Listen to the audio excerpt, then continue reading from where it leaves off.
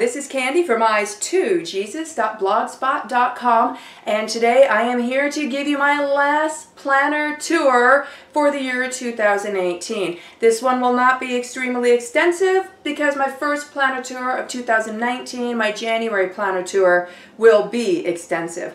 So, which planner am I in right now? Well, I was planning on and considering going into the new year in my mini chunky happy planner, but I'm trying to pare down my purse and I'm trying to make it a bit lighter as well. And while the mini chunky happy planner can fit in smaller purses, it's a little bit trickier because it is wider than, say, your typical personal size or portable size planner. But I could still make that work. However, using the Chunky Mini Happy Planner for these past few months, like I have been, reminded me of one of the reasons why I left it previously, and that was because I'm flipping through pages in my planner every single day, and so pages are going to get worn out. And when you have the friction of the pages always touching and turning on the discs all the time, well, hello, law of entropy, it's going to wear out. And it started getting to the point where I would just flip a page and the whole page would just fly out of the planner. So unless I wanted to be all delicate, that wasn't going to work. So I decided, well, I miss leather. I would like my planner to be a bit smaller, and it would be nice that the pages wouldn't wear out to the point or so quickly that they fly off of or fly out of the planner when I'm turning them. So the planner I am currently in, brace yourself because it's gorgeous, is this beauty. This is a personal size Filofax Malden in the color Kingfisher Blue, and I have had this for a year or two now. And I remember, I think it was the 2016 colors that Filofax Malden came out in Kingfisher Blue and Fuchsia, and I think the 2018 colors are stone and like that lime kiwi green color, I think. I don't know. Anyways, I don't remember the years of the colors. But when they came out with the two new colors of Fuchsia and Kingfisher Blue, it was very hard for me to decide which one to get. I think what eventually got me onto getting the Fuchsia a year or two ago was I found a better deal on it. So I may eventually still get a Fuchsia, but I'm not in any hurry to because I really like the Kingfisher Blue. And yeah, it's a gorgeous blue. It shows up on camera a little bit more bluey than it is in real life. In real life, it's got a touch of green in it. It's a little bit more turquoisey. In fact, I think turquoise, in my opinion, is a more accurate name for this color rather than Kingfisher Blue. But as you see, it's gorgeous on video, and it's even more gorgeous in a person in its actual turquoisey color. So I'm going to give you a quick go-through of what I have going on in here right now. And in fact, after this video, time allowing, I think I have some time before I need to get supper started, I will be starting to work more on my 2019 setup. I don't think I'll be making dividers yet today, but I need to sit down at the computer and reorganize my recipes and go through my printouts and decide what I'm going to have in my 2019 setup and what I'm going to change, etc. So, let's get into this beauty. Alright, so in the front is zipper pocket here. Right now I just actually have some ball chain in there and some paper clips. So I just do little doodads and odds and ends in here. Alright, and then in this top flappy pocket here, I've got some bills that are waiting to be paid, and then I have some extra inserts for later in 2019 that I have in the pocket right now and not in the rings. And then I have Hall reinforcement stickers there, and Avery dots, cardstock with washi tape on it, Avery labels, and then 3 different sizes of small little sticky notepads. So I saved some room by just sticking some sticky notepads here in the pockets instead of setting an official sticky notepad dashboard. Alright, and then right now for my welcome page, I'm actually using one of the pages from Webster's Color Crush, Enjoy Every Moment. And I just have a piece of acetate over it. I didn't laminate it. And so I flipped that over, and on the other side is our current family picture, which we just took on Thanksgiving. If you didn't see my Thanksgiving with Eyes to Jesus video, you might want to take a look. We have a very fun Thanksgiving, and this was the family picture we took on Thanksgiving. So that is now our current family photo that I'll be keeping in my planner.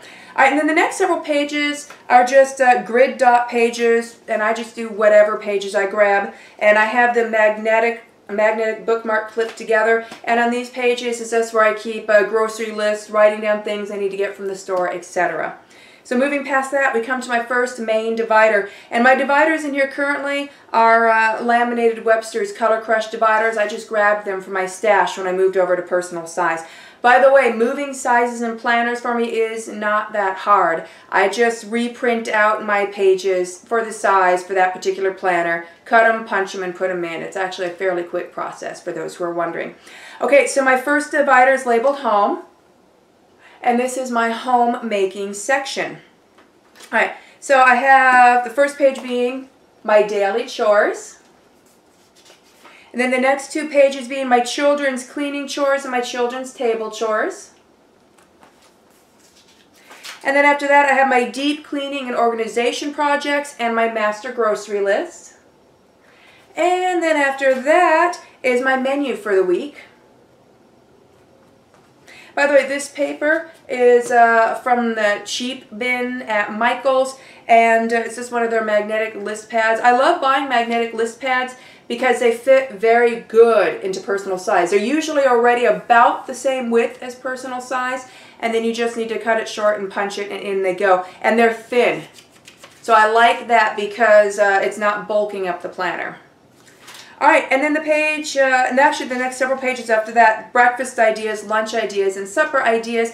They help me for when I'm putting together my menu plan for the week, or if I need to change a meal for a day, then I can go to that. Alright, and then when I meal plan, by the way, I plan our breakfasts, lunches, and suppers, main dishes, and sides. Alright, and then after that, for the rest of the homemaking section are recipes. Alright, so moving to the next divider, it's labeled School. And this is my homeschool section. So I have our current homeschool schedule, and that goes for a few pages. And then for the next 1, 2, 3, 4 pages is a homeschool course of study or our curriculum chart. When I reprint for my 2019 setup, I'm probably going to make the font smaller so this takes up less pages. So here's pages 2 and 3. And then page 4 ends over here. And then this page over here, this page in the back of that page is my children's current copywork assignments. And then this page and on the back of it is their current reading lists. And then the next page is Bible essay topics. And then after that we have lesson planning. So there's Monday, Tuesday, and a Wednesday, and Thursday, and we do not formally homeschool on Fridays. There is light homeschool, sometimes no homeschool on Fridays. We school predominantly 4 days a week, and it's mostly year-round, but we usually take July's off. And then I just have some blank note paper. And by the way, printing out lesson plans, I don't have to print them out each week because I'll make them generic enough where instead of saying what page numbers or which lessons, I just say how many pages or how many lessons. But when I do need to make them more specific or change them up, it's very easy to just print them out, cut them, punch them, and put them in. It's really just a matter of minutes. Okay, so yeah, and then note paper after that for any notes. And then my next section, the divider, is labeled Budget. And the first page in there is my budget guide, just listing reoccurring expenses and bills. And then I just have various sheets of Filofax line paper in here currently. And I have our budget worked out for the rest of this year and through to the end of January next year. So moving past that, my next divider is labeled Notes. And this is my complete notebook. I don't have separate notebooks. It's all in here. So the first page in my notebook is my table of contents. Alright, because up to this little red side flag I have sticking out, all the pages are numbered. And on my table of contents, they are gift ideas, kids grocery week checklist, stock list, perpetual calendar, family information, codes, and tracking. Alright, and then move past that to the little red side flag. Oh, I'm sorry, actually I have a little top blue flag before then. So up to the top blue flag is directions and my contact and address book. So directions are step-by-step directions how to get to places that confuse me, that I have trouble getting to. I'm very left-brained, so I operate better in steps and lists rather than maps and pictures. However, I can use maps as well. So yeah, I have some directions, and then I have my full phone and address book in here as well. And then after that, I come to a little side flag, which brings me to my brain dump. I have several things written in here in my brain dump. These things will eventually be used up and I won't need them anymore, and I can take them out and throw away, or some of these pages will be moved and filed in different areas of my planner. I have a menu ideas and some new meal ideas I'm working on in here that will eventually probably be set up and moved into the meal section in my 2019 planner and integrated into that. After that, I just have a variety of different blank sheets. Some are Filofax, and some are trimmed from magnetic list pads. And I even have, like, some are Kate Spade. So just a variety. Here's a different list pad. Somewhere in here I even have some, a few different types of day timer pages in here too. So anyways, that's just where I keep extra filler paper. Alright, and then my next divider is labeled planning. And of course we know what's in planning, right? The planner. So the first page in here currently is a day timer page. It's I have written down birthdays and anniversaries for 2019. And on the other side of that is the 2019 calendar. I don't really need to keep the 2018 calendar anymore, so I just put in the 2019, didn't bother putting in a 2018. And then I have November and December of 2018 in here. In fact, I need to remove the November section because that is done. So jump on over to the December section. I'm just using up the rest of my Franklin Covey compact size seasons. That's what I used for November when I switched over, and that's what I'm using for December. So the seasons, the front of the December just looks like that. And then here's my December, a month on 2 pages. And then I am not using the day on 2 pages that came with that set. Right now I'm trying to make things fit on week on 2 pages. And the week on 2 pages I have in here right now are day timer, and they are very vintage. They're from an old Daytimer Boutique ringed planner set in the personal or portable size. And these inserts, I kid you not, are from 1999. So other than my writing dates on here, here's what a blank week on 2 pages look like from Daytimer 1999 Boutique. And these are probably just what I'm going to use until 2019. After that, I do have all of 2019 in here, month on 2 pages, and then I have 2019 January's week on 2 pages in here. I will be showing those to you next month if I'm still in this planner. Who knows what I'm going to be in. So I will show you the 2019 setup and what I decided on and what I have in there in my first 2019 setup planner tour, which will be very detailed. So you need to stay tuned for my January 2019 planner tour to see that. But after that, I have a page on the other side of this page. I can't show you because it's personal. And right now it's just labeled at the top, Future Planning 2019 Plus. When I set up my 2019 calendars, I will then move the 2019 dates onto those calendars. And then I have some dates that are beyond 2019. Let's see. Yeah, I have one thing in here. It's for 2022. So that will be moved to a new page that I will label Future Planning 2020 Plus.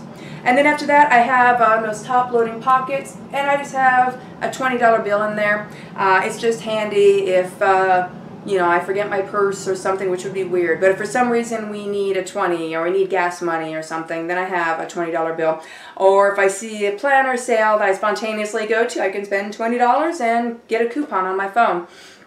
After that, I have a 3-card card holder, which is blank at the moment. That's all I have here. At the bottom is a spare Happy Platter pen loop in case I want to add a second pen loop to my planner.